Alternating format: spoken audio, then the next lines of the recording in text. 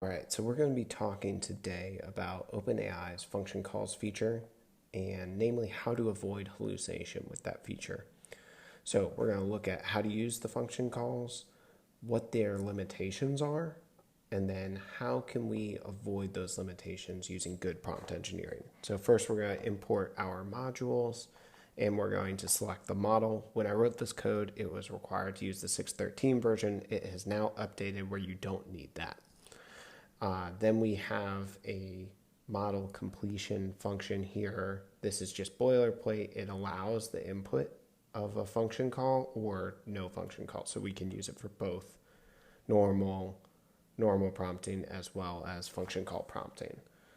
We're going to be utilizing OpenAI's chat completion API, and then what we're going to start off with here is we are going to create a list of product reviews using OpenAI and the GPT 3.5 model. Then we are going to actually structure the data from those. So here's an example of one of the product reviews that we created.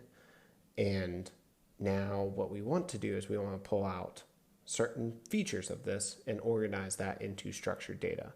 So we created this function that takes in our product category, sentiment, and summary, organizes it into a pandas data frame, and for now we're just going to output that. So how we use the function call feature is we actually create a list of dictionaries that describe our function call. We give it the name, description, and then what actual parameters go into the function. So for example, product, that's a type string, and then the description is it's the name of the product being reviewed. We do similar things with all the individual fields, and then we also include what is required for the function. So now what we're going to do is we're going to iterate through our reviews, and we are going to feed it a prompt that gives it a review and then gives it also the function call. And we're going to put those together into a pandas data frame that then will allow us to structure the data. And you could imagine we could create a dashboard or something with this. So here you can see the data frame put together with the product category, sentiment, and summary. And now that was a pretty basic case.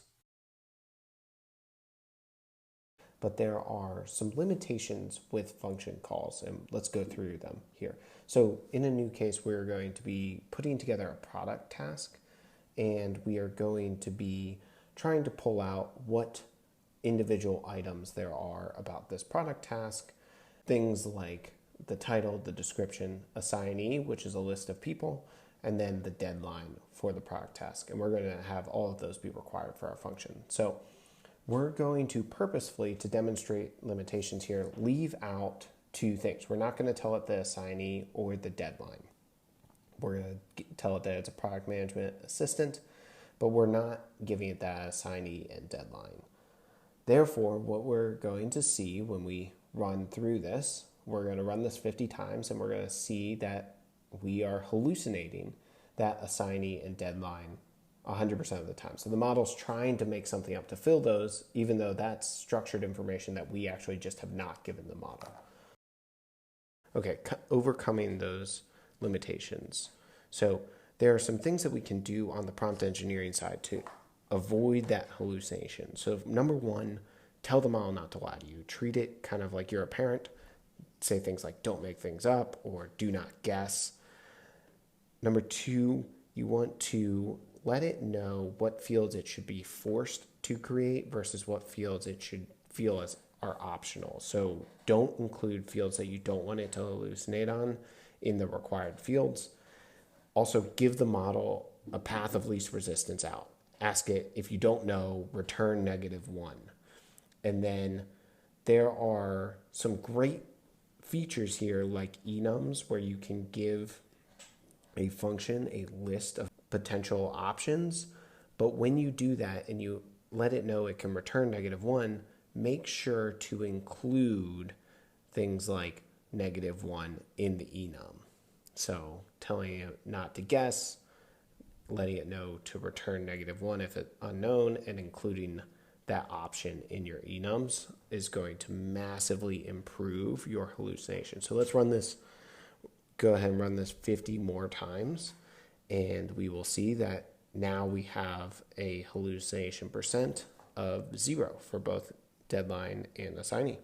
Okay, now putting this into practice, we are going to actually use that output with those missing fields and have it populate a chatbot that will ask us for more information so that we can fill out the form entirely.